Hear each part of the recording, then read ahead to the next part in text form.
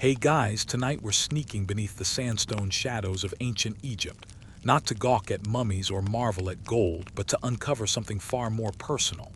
You're not a tourist tonight. You're a woman of the Nile, breathing incense and dust, navigating the winding corridors of power, ritual, and control. The pharaohs rule not just your land or labor, but your love, your body, your desire. And they do it all in the name of the gods. You feel the sand beneath your feet cooling as the sun vanishes behind the western dunes. Statues loom above you, massive and silent, casting long silhouettes like frozen judges. You're entering the temple of Karnak, not as a visitor but as someone who lives under its laws. Every etched symbol, every painted god is more than decoration. It's instruction, a warning, a veil of the divine covering very human intentions. So, before you get comfortable, take a moment to like the video and subscribe, but only if you genuinely enjoy what I do here. And hey, drop your city and local time in the comments. I love seeing where and when you all drift off. Now dim the lights, maybe turn on a fan for that soft background hum, and let's ease into tonight's journey together. You walk between two colossal pylons flanked by statues of pharaohs smiling their stiff, eternal smiles. The sandstone breathes heat. The air is thick with myrrh and murmurs. But you're not here to pray. You're here to see how prayer is used not to liberate but to enclose, to shrink you. A priest brushes past, his shaved head gleaming, his linen robes pristine. He nods to you without warmth, not out of rudeness but regulation. You're not one of them. You're one of the women the rules are for, not by. The ones whose wombs are watched, whose urges are threats, whose role in the divine order is carefully scripted by men who speak for gods. At the heart of the temple, behind veils and thresholds you're never meant to cross, rituals unfold that few truly understand. The gods demand purity, they say, but purity is suspiciously convenient. It means silence, submission, virginal bodies, predictable desires. Women whose power is contained, like incense in a sealed jar. You kneel beside the wall and trace your fingers across carved hieroglyphs. They tell stories of divine births, of queens impregnated by gods disguised as falcons, bulls, or sunlight. These aren't bedtime myths. They're propaganda. They remind you that your fertility belongs not to you, but to heaven. And heaven answers to the crown. One mainstream historical fact echoes around you. Pharaohs were seen as divine intermediaries between gods and mortals. Their power was not merely political, it was sacred. And with that sacred power came the authority to shape religious norms, including what women could do, want, or be. You remember the story of a woman named Tai, queen to Amenhotep III, intelligent, respected, and watched. Her letters to foreign kings were read, her movements noted, her womb revered. She bore children, but her real power came from her proximity to divinity, and that was dangerous.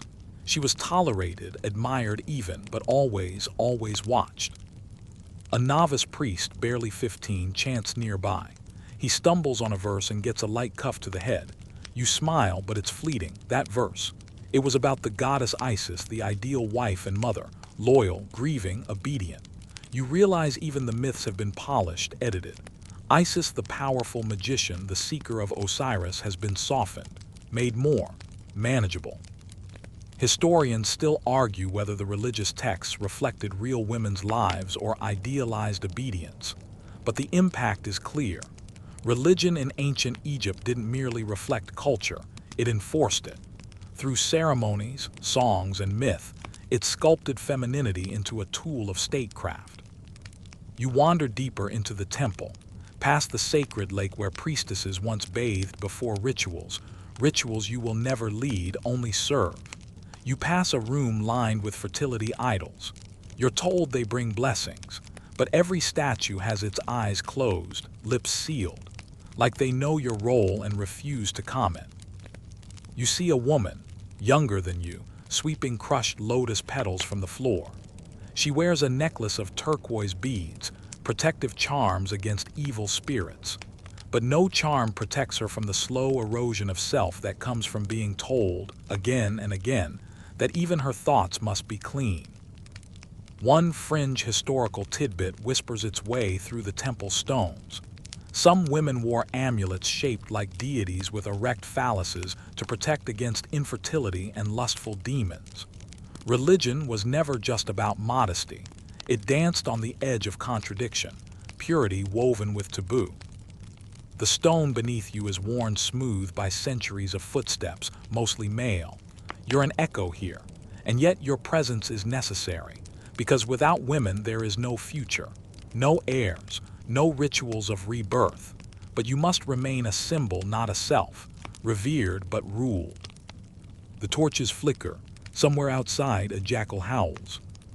You glance once more at the carvings where a goddess gives birth beneath the gaze of Ra. Her pain is hidden, her power is implied, but her choices never mentioned. And that silence speaks louder than any chant. You linger at the edge of the hypostyle hall, your sandals whispering against ancient stone. Massive columns rise like petrified trees around you, each wrapped in inscriptions of gods and kings. Their names fill every inch of space, but not yours, not your mother, not your daughters. Your stories are written between the lines, hidden in metaphors, folded into hymns, buried under incense and fear. You squint up at the ceiling, stars painted in eternal twilight. Somewhere above, Ra sails his golden bark through the heavens. But down here in the temple's belly, you meet the gods in their earthbound disguises, gods with agendas. They have animal heads, radiant crowns, long staffs, and even longer memories. And nearly every one of them watches you with judgment. Take Hathor, for example. She's the goddess of love, beauty, music, and motherhood. Sounds promising. She's the embodiment of joy. But there's a catch. She's also called Mistress of the West, a gatekeeper to the afterlife. One moment she's dancing and delighting, the next she's drinking blood in a frenzy, punishing the disobedient. The message is clear.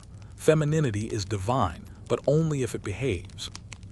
You step closer to her statue, and there it is.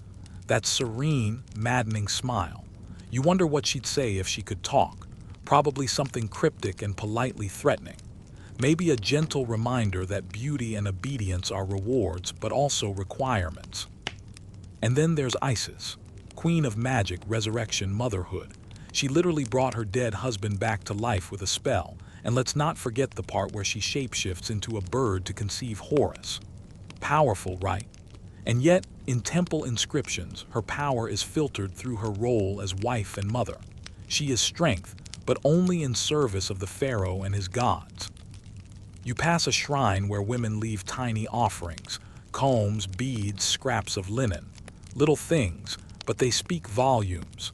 These women pray for fertility, protection, a good husband. Maybe a gentle one, a sober one, not even a great one, just one who won't break them. One mainstream historical fact carved in literal stone. The gods in Egyptian religion mirrored and reinforced social hierarchies, especially gender roles. They didn't just reflect belief, they modeled behavior. And female gods, though revered, were framed through relational roles. Wife, mother, daughter, lover. Never lone agents, always connected to a male axis. You duck beneath a lintel and enter a narrower corridor. The scent of resin and crushed herbs clings to the air. Here, smaller, lesser-known deities are honored, goddesses like Nephthys, protector of the dead, always in Isis's shadow. Or Mot, goddess of truth and balance, whose feather determines your fate in the afterlife. But even she is more concept than character. You can embody her but never question her. You are to be truth, not to speak it. The priests shuffle past, their voices low, their eyes avoiding yours. Not out of respect, out of erasure. You are not meant to be noticed here unless you are bleeding, birthing, or confessing. And even then, you are a vessel, sacred but silent. You stop before a painted wall. A scene unfolds, a goddess suckling a pharaoh. The caption reads, "Divine Nourishment." But you notice something odd. The goddess's features are generic, symbolic. The pharaoh's features, detailed, named, immortalized. Your body may feed the gods, but only their chosen ones get remembered. One quirky tidbit to tuck away. Some depictions of gods nursing from goddesses were believed to legitimize royal authority. by literally being mothered into kingship. It's sweet if you squint, but mostly it's a message. Even your nurturing power serves someone else's throne. You walk past a half-collapsed chamber where weeds poke through the cracks. You imagine the goddesses rebelling here, the carvings shaking themselves free of their walls, stepping out to stretch their limbs to reclaim their fullness. But instead, they remain stone-bound, smiling their calm, hollow smiles. You hear a girl laugh in the courtyard beyond. Light, unexpected. You follow the sound and find her spinning, arms wide, beneath a fig tree. A priestess in training, maybe. Still too young to know what her role will require. Still imagining that divine service means divine freedom. She stops spinning and sees you. Her smile fades just a little. She knows, or she's learning. Historians still argue whether ordinary women worshiped these goddesses for empowerment, or endured them as spiritual reminders of what they could never be. The line between reverence and regulation is thin, worn smooth like temple stone. You sit at the base of a statue. Another god, another jackal head, another staff of judgment. You rest your head against the stone. It's cool, heavy, silent, like every woman who came here before you. And you wonder, if you had been a goddess, would they have written your story in full, or just the parts that served them? The wind slips through the columns, carrying the dry scent of frankincense. You close your eyes and imagine Hathor's laughter, Isis's spells, Mot's feather hovering just above your heart. And then, just faintly, you imagine them whispering something forbidden. Something like, remember who you were before they named you sacred. You rise slowly, rubbing the dust from your palms. The temple's cool embrace gives way to sunlit courtyards, where marble tiles reflect the mid-morning light and burn the soles of your feet. You've left the goddesses behind for now, but their instructions still echo in your mind. Be fruitful, be faithful, be quiet. You step into the palace precinct, where the world of flesh replaces the world of stone. Here, the pharaoh's harem pulses with color and order, a strange blend of lavish beauty and military precision. You're brought in not as a queen or priestess this time, but as a young noblewoman summoned for education. You know what that means. They won't call it training, but that's exactly what it is. You're taught how to walk, how to look, how to sit just so. You're told that virginity is sacred, not for your sake, of course, but because the gods demand it. Or at least that's what the scribes say. The reality is simpler and colder. A virgin's body is a blank slate, proof of loyalty, proof of value. You don't just belong to yourself. You're a vessel, a vault, a guarantee that the bloodline remains untainted, the politics clean, the pharaoh pleased. The women around you aren't prisoners, but they're not free either. Daughters of nobles, war captives, foreign princesses, all housed in this velvet cage. Each one a bargaining chip wrapped in silk. You notice how they've been ranked by beauty, by lineage, by potential fertility. The ones closest to the pharaoh, smiling a little too often, laughing a little too loudly. They've learned to perform peace. You catch your reflection in a polished copper mirror. There's kohl around your eyes, a faint scent of lotus oil in your hair. You look like someone else, someone mythical, someone compliant. Mainstream historians agree on this. Ancient Egypt placed enormous value on female sexual purity, especially in elite circles. A woman's chastity was tied to the reputation of her family, her husband, and by extension, the divine balance of the kingdom. If you faltered, the gods were displeased, and no one wants to be blamed for tipping the cosmos. You sit beside an older woman with a faint scar near her collarbone. She smiles, kindly but guarded. You ask her quietly if she ever loved the pharaoh. She tilts her head. He prefers the ones who don't ask that question, she murmurs. And just like that, you learn more than any scribe could teach you. Every week, a priest visits the harem, not to preach, but to inspect. He asks questions about your rituals, your dreams, your behavior. He praises silence and punishes curiosity. He says your body is sacred, then makes you prove it with a ritual bath and a whispered prayer. The irony burns hotter than the incense he swings over your head.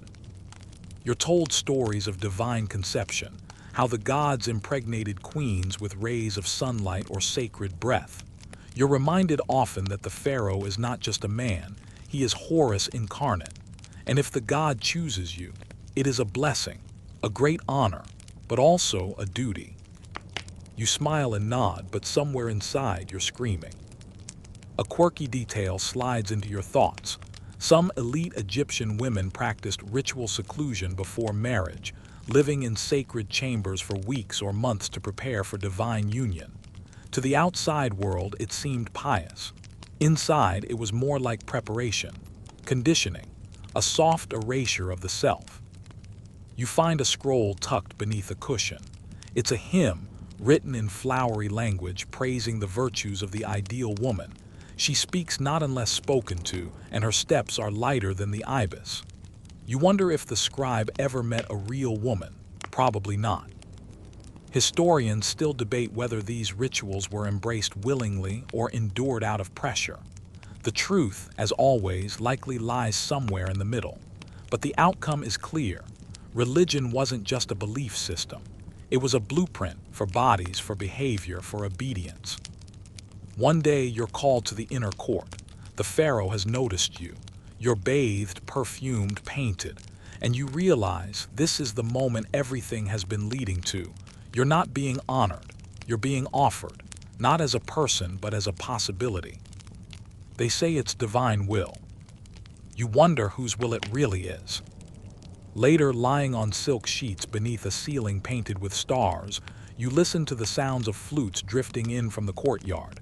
You feel nothing, not chosen, not special, just tired. You think of the girls still in training, the songs they sing to the goddess Hathor, the prayers they whisper to Isis. You want to tell them that those goddesses were once wild and free, that long before the temples carved them into housewives and nurses, they were warriors, wanderers, seekers of lost truths. But you don't, because tomorrow they might be summoned too. You roll over, eyes fixed on the flickering oil lamp. And for the first time, you understand why goddesses stopped speaking. You wake in the quiet grayness before dawn. The palace is still, except for the soft footfalls of servants preparing for another day of ritual and display. But this morning is different. Today you are summoned to the house of life, the temple's inner sanctum where only the chosen may go, those who carry life or are meant to create it. You're not alone. Several other women, heads bowed and hands folded, walk beside you, draped in fine linen, their bodies perfumed and powdered. You move silently, almost ceremonially, past rows of stone-faced guards. As you cross the threshold into the sacred hall, a chill touches your skin, not from the air, but from the eyes that will now watch your body not as a person, but as a sacred womb. Here the language changes. You're no longer a daughter, concubine, or queen. You're an Akiten Netcher, horizon of the god, a portal through which divine lineage is expected to pass. The priests don't say this out loud, of course. They smile, they bless, they say you are honored by the gods. But the reality settles into your bones like silt into a riverbed. Your purpose has narrowed. Every month your cycle is recorded like a lunar chart. You're offered fertility tonics, a bitter mixture of date pulp, honey, and crushed herbs. You're told it will align you with Hathor's rhythms. You drink it obediently. You feel it slither down your throat like a secret. One mainstream historical fact pulses beneath this daily pageantry. In ancient Egypt, fertility was not only a private matter, it was a public concern tied to cosmic stability. A barren queen could doom a dynasty. A fertile one could secure it. The stakes were divine. You're taught to interpret your dreams as omens. If you dream of water overflowing its banks, it's a sign you'll soon conceive. If you dream of cats, it means a rival will try to steal your position. You nod, pretend to believe. But deep down, you wonder, how much of this is spiritual and how much is psychological control? The queen, yes, the great royal wife, visits sometimes. She moves like a statue given breath, regal but weary. She offers smiles that never touch her eyes. You've heard whispers that she has borne several children, but only one still lives. She clutches amulets constantly, lapis lazuli, faience, tiny images of Taweret, the hippo-headed goddess of childbirth. Taweret stares at you from every corner. Her image is carved on birthing beds, painted on amulets, even pressed into cakes baked for expectant mothers. She's grotesque, protective, comforting in a strange way. You're told to pray to her every night, not for your safety but for the child, especially if the child might be male. One fringe tidbit floats into your thoughts. Some Egyptian women used crocodile dung as a contraceptive, packed with honey and dates and inserted like a talisman against pregnancy. It's both absurd and symbolic, a blend of fear and ingenuity. The body becomes an alchemical site where hope and fear mingle, masked as medicine. You lie on your back during fertility rituals, priests chanting around you, incense thick in the air. They burn sacred texts, letting the smoke rise like a signal to the gods. You're told to breathe deeply, to visualize the gods' light entering your body. You do as you're told, even when the imagery makes you squirm. Historians still argue whether these rituals offered women agency or were tools of control. Some believe elite women used their proximity to power for influence. Others argue they were no more than decorated pawns in a game of divine chess. You suspect the truth lives somewhere in between, like most things in Egypt, layered in gold and secrecy. Your period arrives late one month. The temple matron lights a ceremonial lamp and smiles. You're told to rest, to avoid strong smells, to keep your thoughts pure. A priest ties a red cord around your wrist, a symbol of life forming within. You don't feel joy. Not yet. Only wait. And the silent hope that your body does what it's supposed to. Later, as you recline on soft cushions, a servant girl whispers stories into your ear. Legends about queens who bore children under eclipses, about palace intrigues, about rivals who use charms to spoil pregnancies. You're warned with a wink, never to accept wine from a woman wearing too much perfume. You laugh softly, not because it's funny, but because it feels like something real, something womanly, not godly, a secret language hidden from the priests and their scrolls. One night you dream of a river running backward. In the dream, you wade into the water and feel it tug at your womb. When you wake, the red cord has slipped off your wrist. You tell no one. You begin to bleed the next day. The matron frowns but says nothing. You are scrubbed, rewrapped, perfumed, and returned to the routine. No words of failure, just silence, as if it never happened. And maybe, for their purposes, it didn't. You pass by a wall painting showing the goddess Meskenet breathing life into a newborn while scribes stand by, writing its destiny on scrolls. You're not sure what disturbs you more, that your fate may already be written, or that someone else holds the pen. You turn away from the mural, heart heavy but unreadable. You walk with your head high as you were trained, but inside the silence grows louder. The womb may be sacred, but sacred things are always caged. The wind shifts as you leave the house of life, carrying with it the mingled scents of henna, oils, and the bitter smoke of burning myrrh. Your robes stick to your skin, the heat clinging like obligation. You've returned to the palace's outer chambers, less sacred but no less controlled. Your body, lately revered as a vessel of divine potential, is now treated with faint pity, as though failure has wrapped itself around your shoulders. No one says the word out loud. They never do. But it lingers in their silence, their averted eyes, their sudden interest in the girl behind you instead. Your stomach clenches. You're not sure if it's hunger or shame. Today, you're taken to a small chamber lined with shelves of pottery jars and bundles of dried herbs. A priest-physician in long linen wraps enters, his fingers stained dark with ancient mixtures. He doesn't greet you. Instead, he gestures toward a low bench covered with palm mats. He's here to help, he says, but you already know the truth. You're about to be treated for a condition that isn't an illness, with a cure that isn't medicine. You recline stiffly as he grinds a mixture of dried acacia, honey, and what he simply calls bitter roots. He dips a strip of linen into the paste and inserts it with clinical precision. You try not to flinch. You try not to think. This isn't healing. This is management. You've stepped into the realm of sacred cures and whispered curses, where magic, medicine, and misogyny mix like herbs in a mortar. You are now part of a quiet war fought between belief and biology, in which your natural rhythms are treated like disruptions. A mainstream historical fact unspools itself across your thoughts. Egyptian medicine was remarkably advanced for its time, yet deeply entangled with spiritual practice.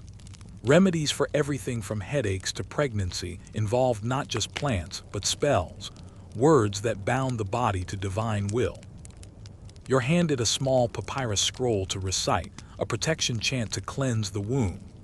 You read it aloud, the words dry in your mouth.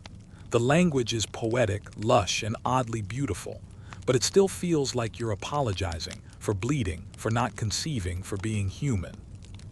Later, you soak in a bath steeped with fenugreek and myrrh, instructed to restore your internal balance. A servant girl sprinkles dried rose petals over your shoulders, murmuring a prayer that promises peace. She doesn't look you in the eye. You ask her if she's ever had this treatment. She hesitates, then shrugs. Once, when I asked the wrong man the wrong question. You file that answer away, like a charm, like a shield. In the marketplace the next day, you watch other women trade gossip and garlic bulbs. One vendor sells ivory amulets, small carvings of the goddess Beset, protector of pregnant women. Her tongue sticks out, her belly rounded. She's meant to scare away evil spirits, but something about her feels rebellious. You buy one and wear it beneath your sash, close to your skin. You see another stall selling a gritty gray powder, ashes of crushed scorpion, allegedly powerful in treating woman's troubles. You grimace. The seller swears by it. His mother, he claims, never had a day of pain after she began taking it. Of course, she also stopped speaking entirely, but he says that part was probably unrelated. A soft chuckle escapes you. It's the first time you've laughed in days, a laugh made of dust and disbelief. One fringe detail drifts to the surface. Some ancient remedies included spells of quieting, used to calm restless wombs or women who were too emotional. The line between healing and silencing was always blurred, and you're beginning to see just how sharp that blur can be. At night, you feel the treatment's effects, a cramping low in your belly, a deep fatigue that presses into your bones. You lie on your woven mat, staring up at a cracked plaster ceiling. You wonder how many women lay here before you, fingers pressed to their hips, hoping the herbs would bring relief or something else entirely. You hear voices through the thin curtain, a conversation between two priests about whether a certain girl should be set aside for too many failed attempts. Set aside, like spoiled fruit. No more prayers, no more treatments, just silence. Historians still debate whether these treatments were based in genuine care, or if they simply masked deeper fears. That women's bodies, in their raw, cyclical truth, could not be fully controlled, only sedated. You touch the Beset amulet at your waist. It's warm now. You imagine her bulging eyes blinking awake, her tongue wagging in protest. You whisper to her, half joking, "Maybe it's not me that needs curing." She doesn't answer, of course, but you pretend she does. Later, as you drift into uneasy sleep, a memory floats up, of your mother placing a poultice of garlic and date paste on your stomach when you were 12, saying, "You'll be stronger than me." You smile at the lie, not bitterly, just softly, the way a woman smiles when she knows what was meant and what was never possible. You pull your linen blanket over your shoulder, the scent of crushed herbs still clinging to your hands. And in the stillness, you realize, healing in this world was never meant to make you whole. It was meant to make you quiet. The days blur into one another now. You rise when the sun slices through the lattice windows and sleep when the stars watch silently overhead. The world outside remains a swirl of dust, market cries, and ceremony. But inside, your days have taken on a new rhythm, a slow dance of obedience, expectation, and silence. You are sent to a temple school on the edge of the palace, not for worship but for training. The women here wear white linen robes cinched at the waist, their hair oiled and braided with care. The priests call them shemate, servants of the divine. But you quickly learn the truth. These are temple maidens or political pawns, depending on who you ask. You step into a courtyard surrounded by columns painted with lotus flowers, their petals faded by time. The girls here are quiet, not out of peace, but habit. They practice hymns to Hathor and Nut, recite purification prayers, and learn how to pour wine for rituals without spilling a single drop. One mistake, and you're sent back to the quarters for the day shamed, but with a smile. You sit through lessons in symbolism. How red means danger, how green means fertility, how black, despite being the color of the Nile's rich silt, is used to mark death. You wonder which color you are today. Probably gray. Somewhere in between, somewhere forgettable. A scribe hands you a scroll to copy. It's a hymn praising the purity of temple maidens. You squint at the script. She walks in silence, eyes lowered, hands clean, body sealed to the world. You write it carefully, each stroke slow and deliberate. The words scratch their way into your mind like they're trying to live there. One mainstream historical fact sharpens the edges of your thoughts. Certain women were consecrated to temple service, often pledged by their families as political offerings or displays of piety. They were educated, even influential, but always within a gilded boundary. You meet another girl, Nefru, with clever eyes and a dry wit she keeps mostly to herself. She whispers to you during incense-grinding lessons that she was gifted to the temple after her father lost a land dispute. You ask if she believes in the gods. She shrugs. I believe in surviving. You like her instantly. Some days you're told you may one day become a chantress of Amen, an exalted role involving ritual music, procession, and divine communication. It sounds powerful, until you realize the lyrics you'll sing were written by men, for gods you'll never speak to directly. Still, it's better than scrubbing floors. You start to recognize the patterns. The chants always end with blessings for the pharaoh. The rituals always circle back to male divinity. Even the dances are designed to mimic fertility, the sway of hips, the open palms, the quiet steps. The gods are always watching, or maybe it's just the high priest behind the screen. A quirky fact surfaces during your lessons. In some rituals, sacred women would impersonate goddesses, wearing gold masks and acting out divine myths in nighttime ceremonies. The illusion of power made tangible in glittering costume.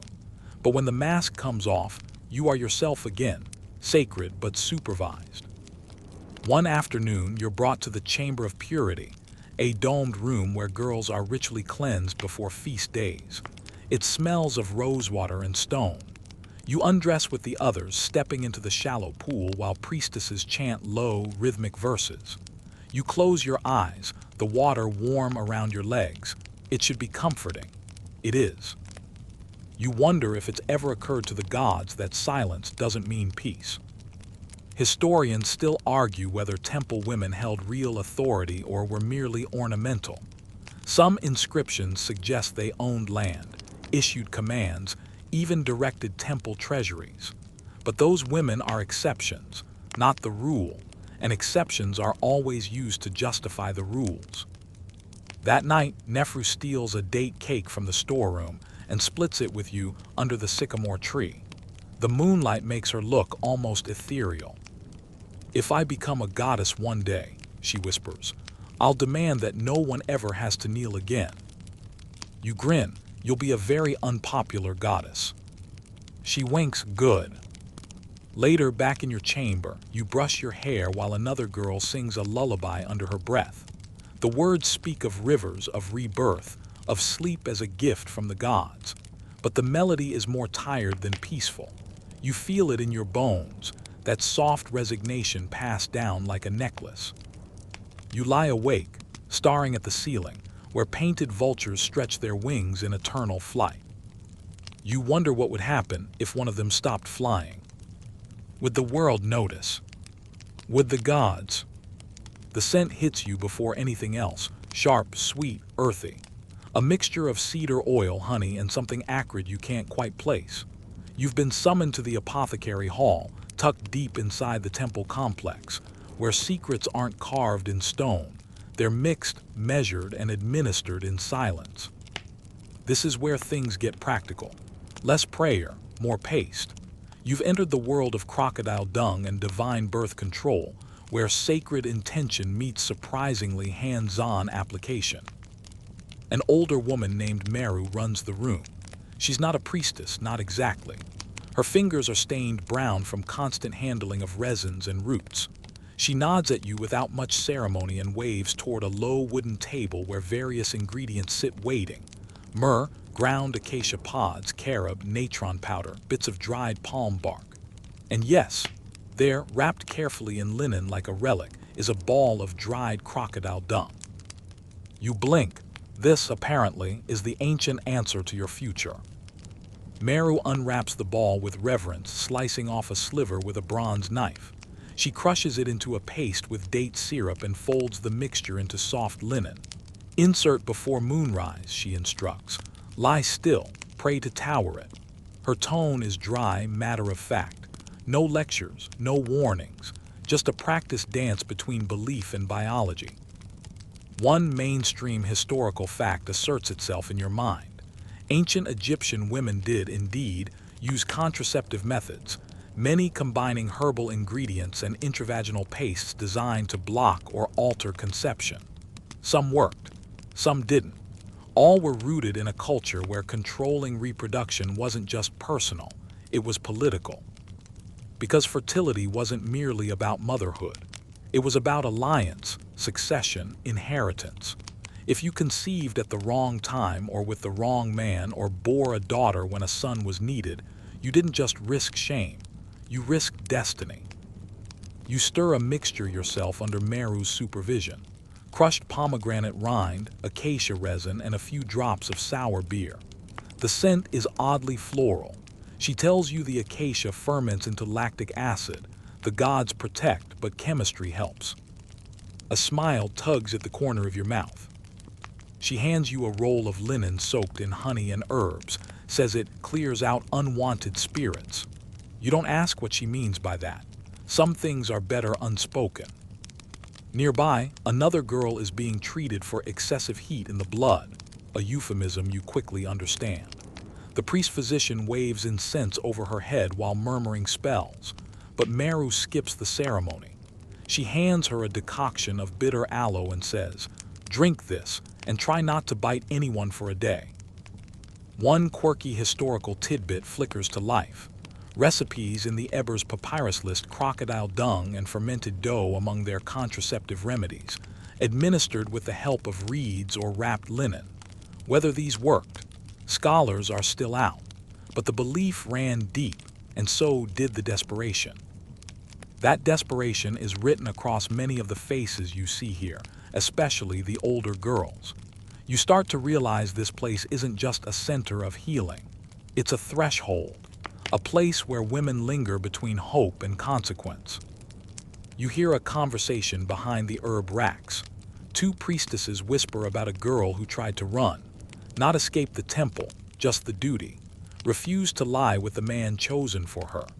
Now she's been reassigned to the weaving houses, where the chants are replaced with the hum of looms, and the silence means you're no longer part of the divine plan. Historians still argue whether women had meaningful autonomy over their reproductive lives in ancient Egypt. Some evidence suggests they did. Legal texts mention women divorcing, refusing partners, even owning property. But in the temple, in the palace, autonomy was a myth, wrapped in linen, pressed into paste. Meru lets you pack your own satchel of remedies. She shows you how to label them with symbols. A star for calm, a wave for cooling, a crocodile for, well, you already know. There's a strange sense of empowerment here, a subtle reclaiming. These aren't divine laws, they're woman-made workarounds. You leave with the satchel slung across your shoulder, and the faintest feeling of defiance tucked under your tunic. Later, alone in your chamber, you stare at the crocodile charm you've added to your necklace. It's ugly, bulbous, a tiny monster, but it feels honest in a way the scrolls and hymns never did. That night, as you lie still with the sweet, pungent sting of the remedy between your thighs, you whisper, not to Toweret or Hathor, but to the nameless women who have done this before you. You imagine them in the dark, thinking the same thoughts, not of gods, but of themselves. You close your eyes and just for a moment, feel something powerful. Not sacred, just human. You wake to the soft tapping of rain on the temple roof, rare, fleeting, almost sacred in itself. The air smells of wet limestone and crushed petals.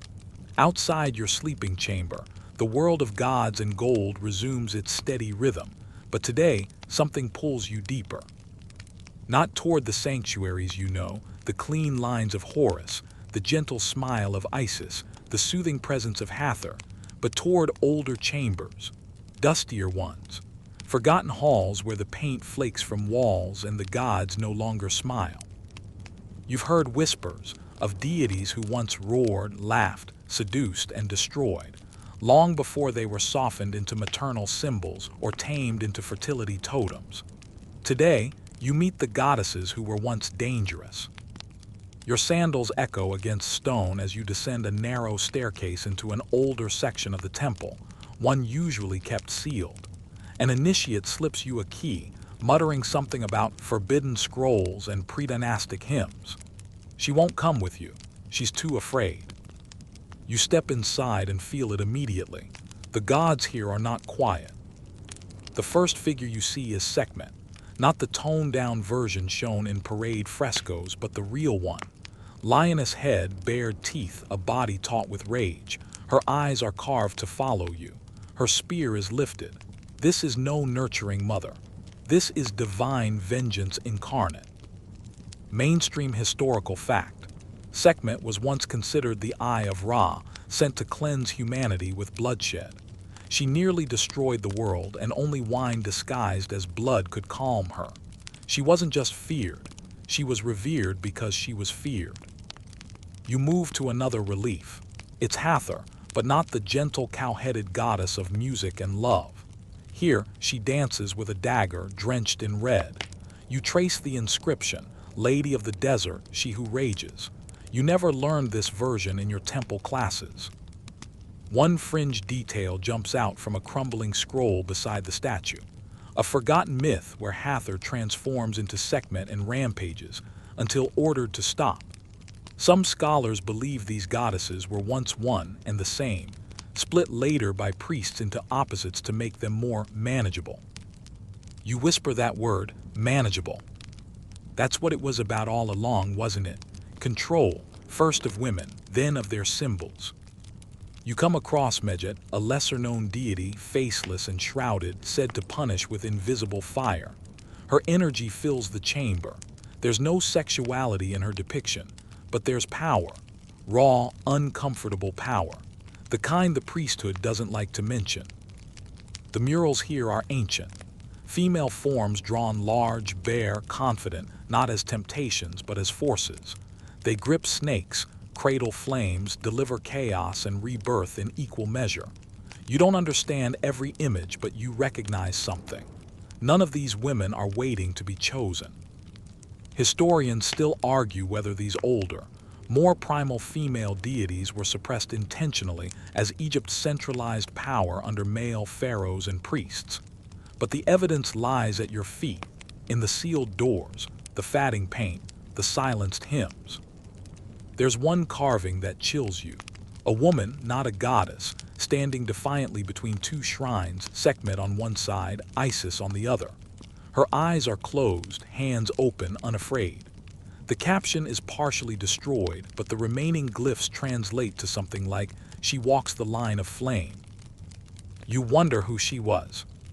You touch the stone, and 1,000 unsanctioned thoughts swirl in your mind. What if the stories were rewritten? What if the goddesses were rebranded not to reflect women, but to tame them, to strip them of rage, passion, wildness? You climb back into the main temple hours later, covered in dust, face flushed. No one asks where you've been, but you carry something now. Not knowledge, weight, a truth that can't be unlearned. Later, you light a single flame in your chamber, not for Isis, not for Hathor, but for Sekhmet. You don't pray, you just let the fire burn.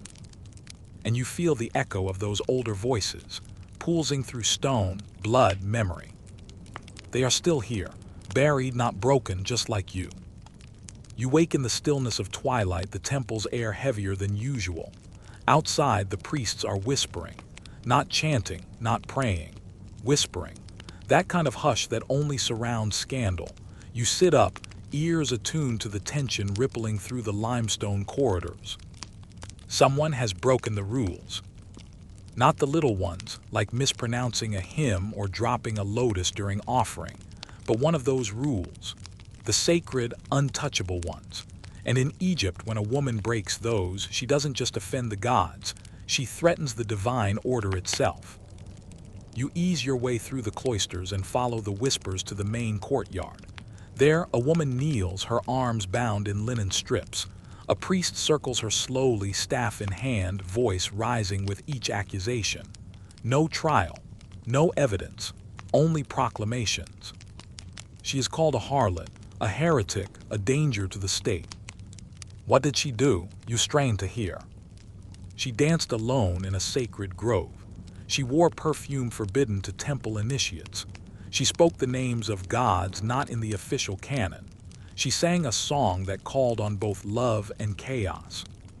You freeze. You've done all of those things. The priest says her body tempted a scribe, that his soul is now unclean, that her feminine energy drew demons. You want to shout, maybe his soul was already unclean, but you know better. Silence is survival here. Mainstream historical fact. In ancient Egypt, temple women and priestesses were expected to maintain extreme ritual purity. Breaking that, real or imagined, could result in expulsion, punishment, even death. Religious institutions doubled as moral police, especially for women. You glance at the elders. Some nod gravely, others avoid eye contact. But one old woman near you mutters under her breath, "They used to worship us for this." She grips your arm tightly. They used to call this power. The accused is dragged away. Not to a jail, there aren't many of those in Thebes, but to the house of repentance. A chamber beneath the main temple. You've never been inside. No one speaks of what happens there. You slip back to your own chamber, heart pounding. And this is when you remember her name, Bentreshit. It's whispered in temple schools as a warning. Bentreshit was a real girl, a priestess at Karnak. According to records, she fell in love with a high priest. When the affair was discovered, she was accused of blasphemy, and depending on which historian you ask, either forced into suicide or disappeared entirely. Her story doesn't end there, though. Some fringe researchers suggest that Bentreshit's sin wasn't just the affair, it was questioning the idea that the gods owned her body. A fringe theory even posits that her hymns contained veiled protests, and that temple authorities scrubbed them from official liturgy. You wonder how many women shared her fate. Not just priestesses, any woman who stepped beyond the lines. Dancers whose movements became too bold. Wives who dared pray without their husband's presence. Midwives who used old chants rather than temple-sanctioned ones. Historians still argue whether these religious accusations were primarily moral or political. Were they truly about piety? Or were they a way for the state to punish female disobedience while cloaking the violence in divine approval? You remember the woman from the courtyard, her face, her fear, her defiance. You light a tiny flame again, this time not just for Sekhmet, but for Bentreshit. You hum a melody you're not supposed to know, a tune older than the hymns you recite daily. It's soft and circular and powerful, and as you sing, you realize something. The control was never only about suppressing your sexuality. It was about owning the narrative. Who is sacred, who is sinful, who gets to speak. And when women tried to rewrite that script, They were branded harlots, witches, heretics. You lie down and stare at the ceiling. You wonder how many songs were buried beneath the sand. How many names were struck from temple walls? How many truths still echo in the stone? Not lost, just silenced. The morning sun filters through the reeds, and the Nile laps gently at the temple dock. You stand at the water's edge, watching as barges pass, laden with grain, papyrus, perfume. But one barge glides more quietly than the rest, its linen canopy drawn closed. You know what that means. Someone important has died. But no ordinary burial barge would bring this many priests, or attract this much quiet tension in the air. You follow it downriver with your eyes and recognize the royal insignia etched into its hull. A royal consort. You weren't told who, but the gossip comes fast. She died suddenly, unexpectedly, quietly, and now she will be buried according to the sacred protocol for wives of pharaohs, which, as you soon learn, is less about mourning and more about containment. Mainstream historical fact. In royal burials, queens and consorts had their bodies ritually purified, often by male priests, to ensure they carried no taint into the afterlife. Their sexual history, even after death, was treated as a potential spiritual threat. You are invited, ordered, to assist in preparing the funeral rites. You walk into the purification tent and nearly turn back. The air reeks of incense and sweat. Her body lies still, arms at her sides, face veiled. You see the outline of her jewelry, the same symbols of fertility, motherhood, and loyalty she wore in life. A priest chants the opening of the mouth ceremony, but something feels off. They're not treating her like a woman who lived. They're treating her like a vessel, a symbol, a piece of Pharaoh's property being returned to the gods. One priest whispers instructions: cleanse her lips with natron, bind her feet tightly, wrap the chest to minimize any remaining voluptuousness. You flinch. Her body is being neutralized, scrubbed of desire, even in death. One fringe theory enters your mind, unbidden. Some scholars believe certain royal women were deliberately desexualized in burial to prevent them from influencing the pharaoh in the afterlife.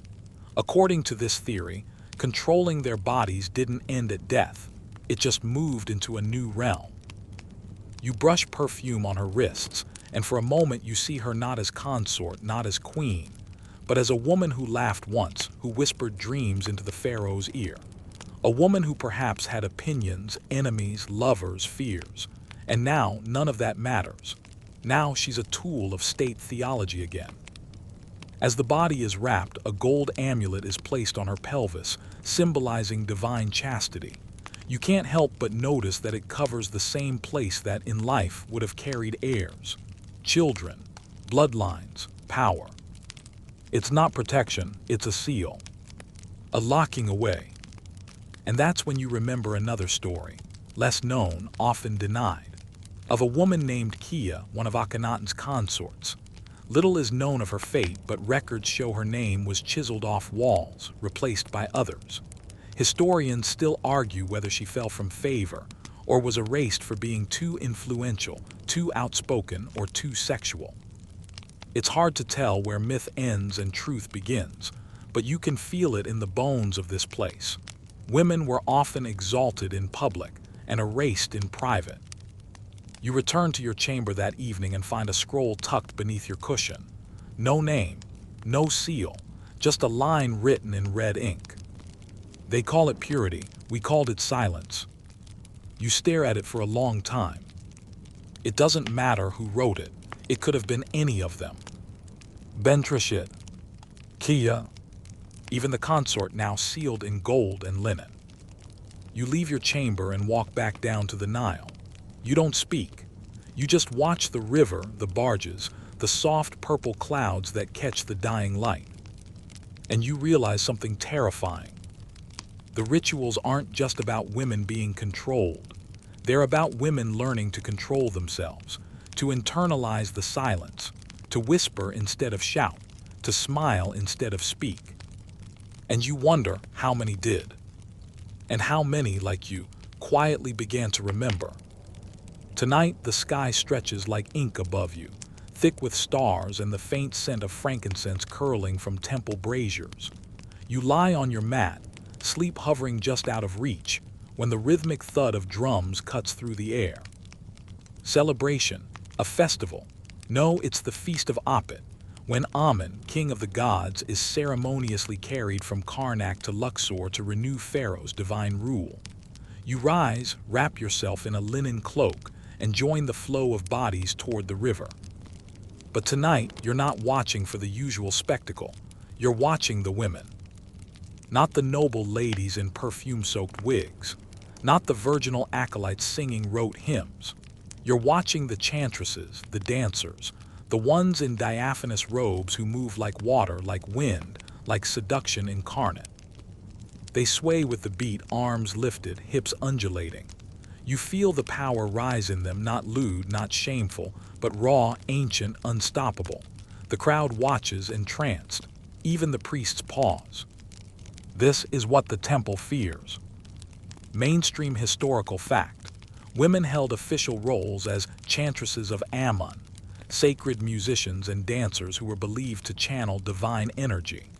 They performed in festivals and rituals, wielding power through art, voice, and movement. But here's the thing. Their authority didn't come from submission. It came from their embodiment of the divine feminine, a force Egyptian theology both revered and tried desperately to control. You move closer, heart pounding. One dancer meets your gaze. Her face glistens with sweat and moonlight. She smiles not with politeness but with knowledge. She knows what she is. She knows you see it too. And in that gaze, another memory surfaces. You were a child, watching a similar dancer at the festival of Bastet. She wore a cat mask and laughed as she twirled. The priests told you not to stare, that it was proper. But you remember being spellbound, not by her body but by her freedom. You'd forgotten that feeling, until now. The drums intensify. The god statue is lifted and carried in procession, flanked by guards. The women part bow, then continue their dance. You catch a whispered phrase, Amun takes no joy without us. Fringe tidbit. Some scholars believe the ritual dances were not merely entertainment or devotion. They were magical acts meant to sexually energize the deity, thus recharging Pharaoh's own divine potency. The body, especially the female body, was a tool of state power. And yet no one says it aloud. You pass a row of temple novices and hear them murmur verses. A woman must be silent so her body may speak for the gods. It's taught like a mantra, memorized, internalized. But as you watch the dancers spin, you wonder if they've memorized another truth entirely. Back in your chamber, you find a new scroll waiting. Again, no name. This one reads, "When we dance, we remember what they made us forget." You sit with that thought. Let it hum in your bones like the fatting echo of the drums. The next morning, a high priest lectures you and the other initiates. His tone is clipped. "Never forget," he says. "The god sees all, but the goddess sees into you. You must be clean of pride, of lust, of rebellion." He eyes the women longer than the men. You almost laugh, not because it's funny, but because it's too familiar. The constant warnings, the obsessive control, the fear disguised as reverence. Historians still argue whether temple women's roles were empowering or restricting. On papyrus, they're honored. In sculpture, exalted. But in daily practice, their autonomy was constantly narrowed by ritual, by surveillance, by the unspoken threat of disgrace. Still something shifting in you. Not openly, not yet. But you start humming more of those forbidden tunes.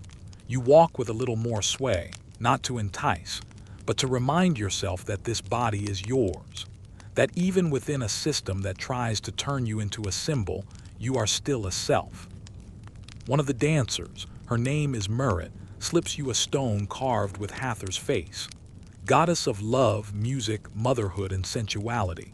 She says nothing, just presses it into your palm and walks away. You sleep with it under your pillow.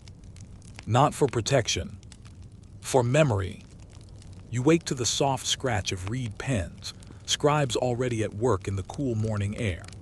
Outside, temple walls shimmer in early light, their reliefs carved with processions and prayers, gods towering over humans in impossible poses. But today, it's the sounds that linger. A low chorus drifting from the inner sanctum, women's voices rising in delicate harmony. You follow the melody. It guides you like a thread through polished corridors and incense clouds. Soon you're at the edge of the sanctuary, peering in from behind a column. There, kneeling in rows, are the temple women. They sing not with passion but with precision, every note shaped by tradition, every verse rehearsed since childhood. Their mouths form syllables not their own. Their eyes are calm, far away. These are the hymns that silenced you. Mainstream historical fact. Egyptian temples employed choir women, sometimes called singers of the interior, to perform ritual music. Their songs praised gods, reenacted cosmic myths, and reaffirmed divine order. They were essential to worship and heavily regulated. You press your back to the stone, listening. The words praise the goddess Mut, mother of all. They speak of her boundless love, her obedience to Amen, her eternal modesty. One singer sways slightly, not from rapture, from fatigue. The songs are long, the air is close, and the messages, well, they're unmistakable. A woman shall not speak unless her voice is in service of the god. You've heard that line before, in training, in temple school, written into scroll margins, chanted in processions. You hum it now under your breath. It's soothing in rhythm and stifling in meaning. Later in the scriptorium, you help a senior priest copy sacred texts. He murmurs passages aloud as he writes. The tongue of woman is a spear. Let her tongue speak only in praise of the divine. You glance up. He doesn't look at you, just keeps writing. Quirky fringe detail. Some hymns praising female goddesses were likely written by men. Scholars have found stylized feminine language that appears to be performative, a male interpretation of how women should sound when honoring gods. You wonder how many voices in this place are echoes. How many prayers are mimicry? How much worship is performance, honed through years of obedience? You remember the dancer Murat's face, her movements, the certainty in her smile. That didn't feel like mimicry. It felt like memory. But here in the scriptorium, the memory is overwritten with ritual. You copy a passage that describes Isis mourning Osiris. She keens in perfect grief. She does not rage. She does not curse. She kneels. Always kneeling. Back in your chamber, another anonymous scroll waits. This one says, "If our hymns are cages, we will sing through the bars." You sit with that for a while, then pick up your lyre. You know the temple-approved melodies by heart, but tonight you improvise. It's a small rebellion, quiet, soft. But it's yours. And even though the walls still listen, and the gods still loom, for a moment your voice feels like it belongs to you. Not to Amen, not to the priesthood, to you. Historians still debate whether female singers in temples had true agency or were merely vessels for divine propaganda. Some argue their visibility suggests honor and power. Others point to the rigid scripts, the masculine oversight, the erasure of personal expression. You don't need a historian to tell you what you already feel. Singing about goddesses doesn't mean living like one. A priest passes your door. You still the strings, he keeps walking.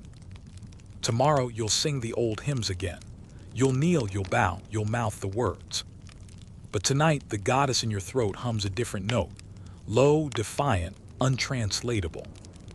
It vibrates through your bones like a secret no god can confiscate. A storm brews over the horizon, rare for Thebes, but unmistakable. You hear it in the distance, the low roll of thunder behind the hills. People murmur of omens. You pull your shawl tighter and step into the cool shade of the temple's inner garden, where the statues of goddesses seem to watch you from behind flowering palms. Today is the festival of the beautiful reunion. All of Thebes prepares for the divine journey. The goddess Mut will leave her temple and travel by sacred bark to visit her consort Amun in Karnak. The procession is lavish. The streets bloom with color. Women wear their finest linens. Drums echo through the stone corridors. But underneath the perfume and celebration lies a strange undercurrent. The festival, you realize, isn't just about divine love. It's about reaffirming the cosmic roles, including yours. Mainstream historical fact.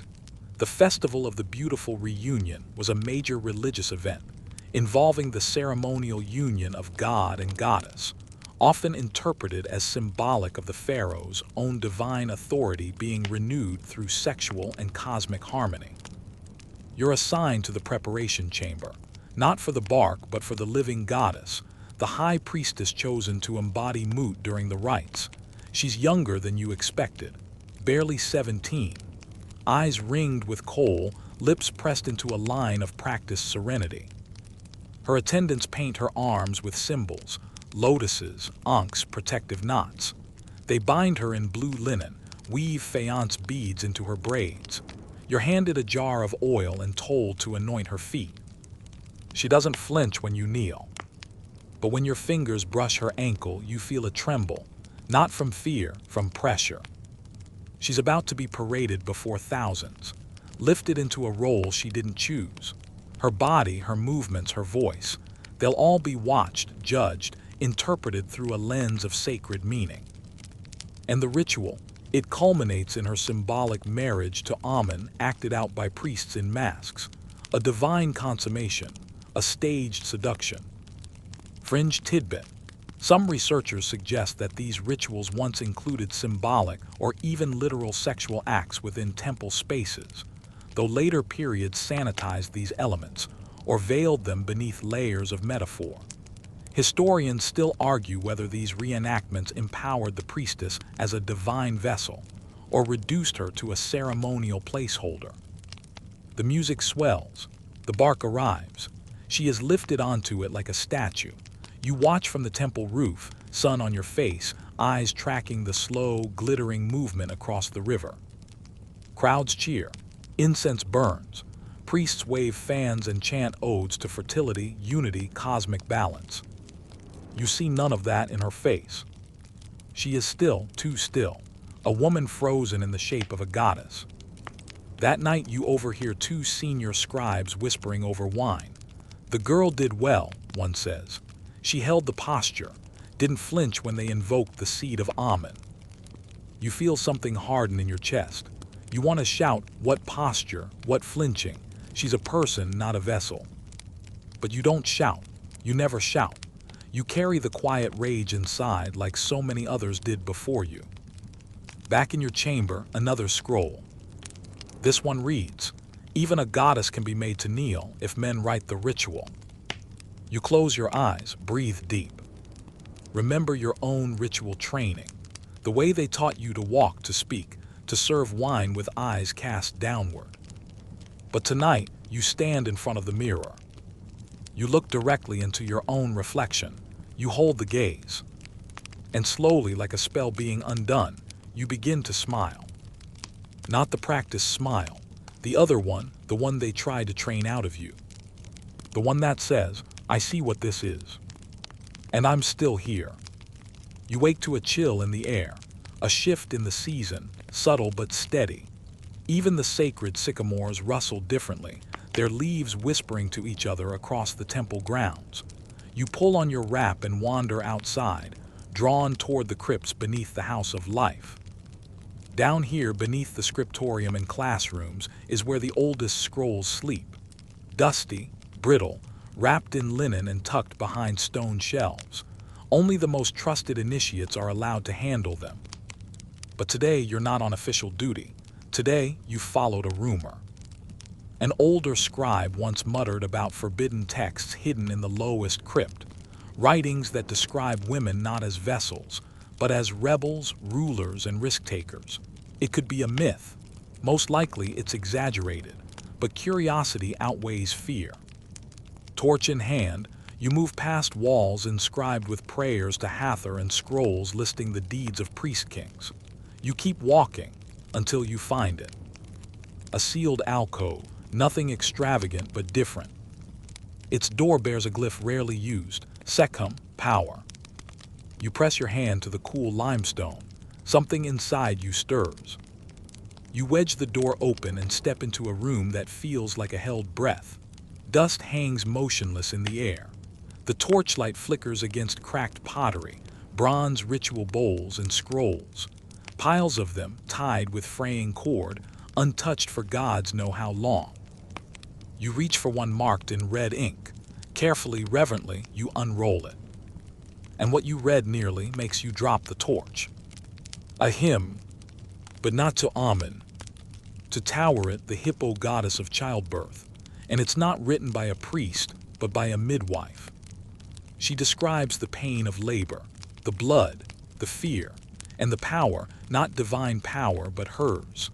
A woman's body bringing life into the world without the supervision of any god or temple.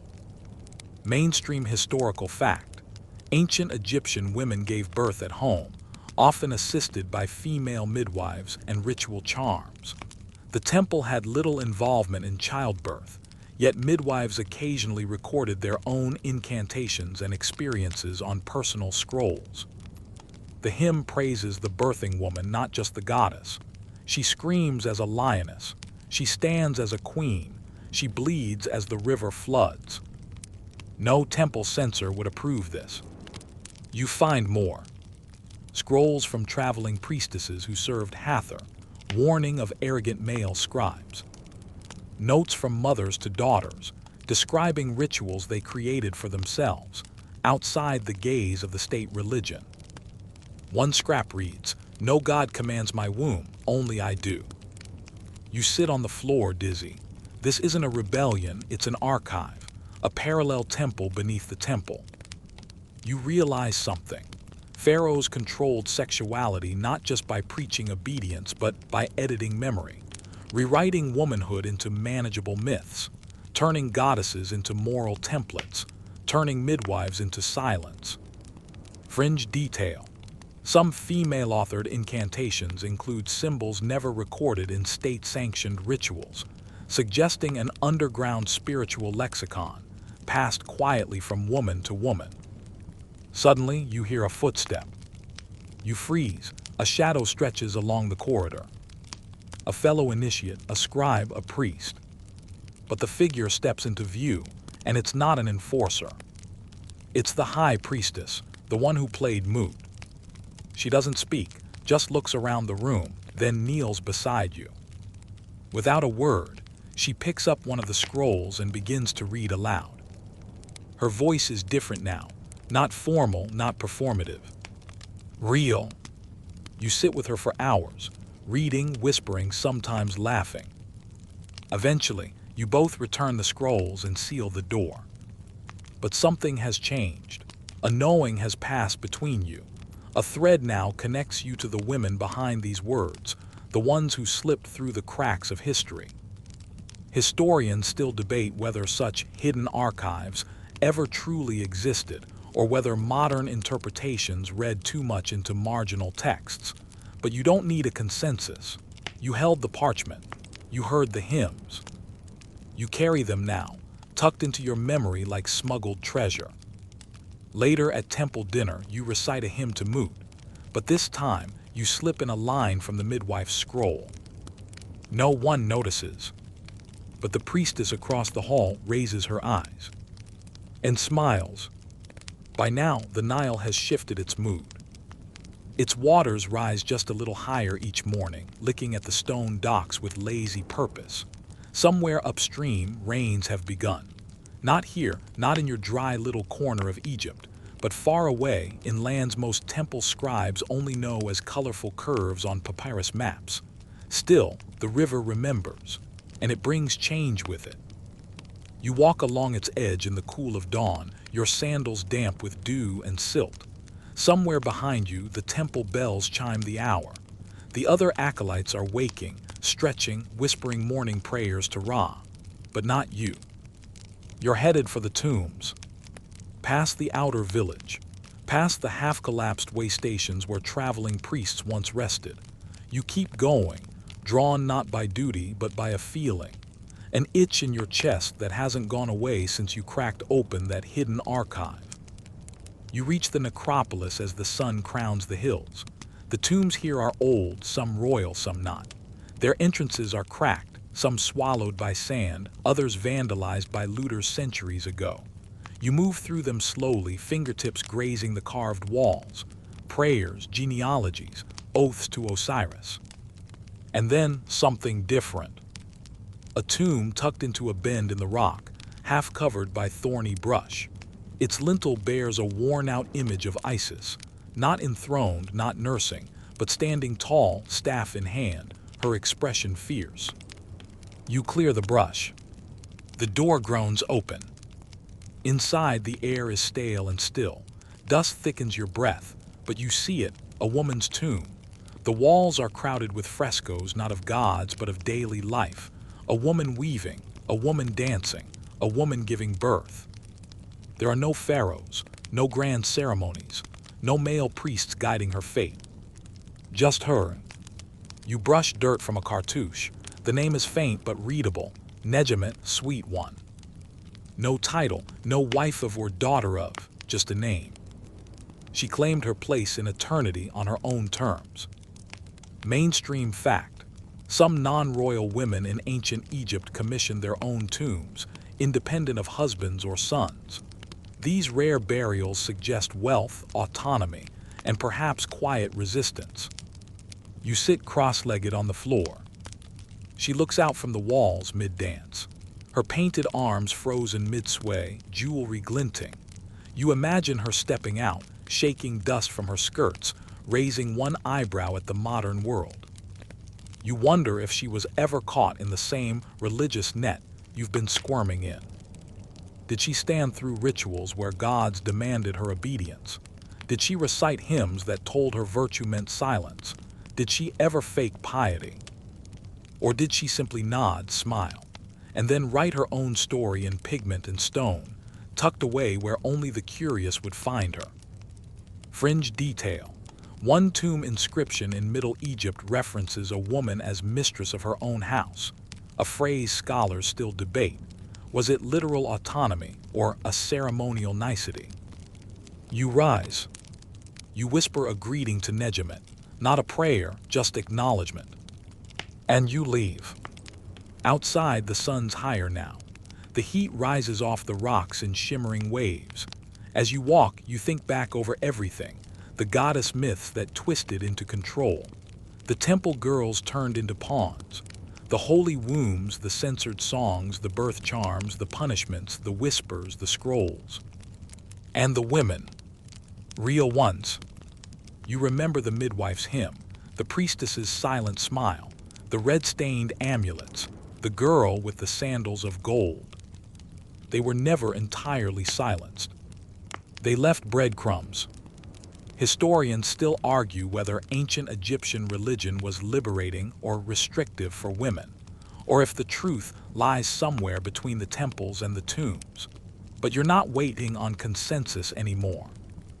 Because here's what no papyrus scroll will ever quite capture: the feel of agency slipping between fingers like fine river sand, and the quiet rebellion of claiming it back. You return to the temple, not as the same initiate who first passed beneath its pylons. Now you know. The rules were never divine. They were constructed, enforced, and sometimes beautifully ignored. And now, as the last whispers of the story fade into the corners of your mind, you exhale slowly. Your body sinks just a little deeper into wherever you're lying. Bed, couch, maybe even a patch of floor with a blanket and a half-drunk cup of tea nearby. You feel the softness beneath you, the slight weight of your own breath in your chest, the rhythm of the fan humming gently in the background, if you turned it on, that is. If not, maybe there's only silence now, the best kind. The Nile quiets in your imagination. The torches in the temples go out one by one, the echoes of sandals on stone giving way to stillness. Even the goddess Isis rests now, arms folded, eyes closed, her painted form reclining on the cool limestone of eternity. You've walked through sandstorms of belief, through sacred corridors thick with incense and contradiction, past voices that demanded your obedience and others that dared to question it. The air was heavy at times, but you kept going, and now you're here. Not at a destination exactly, but in a different kind of space, a resting place. You don't have to carry all of it, not the rituals, not the roles, not the weight of history itself. For now, you only have to let go. Let your eyes drift shut if they haven't already. Let your thoughts get quieter. Let the final fragments of ancient Egypt dissolve softly, like dust in dawn light. Whatever comes next, tomorrow, next week, next dream, you'll carry a little of this story with you, but not too tightly. Just enough to remember that even in the deepest tombs, voices survived. Sweet dreams.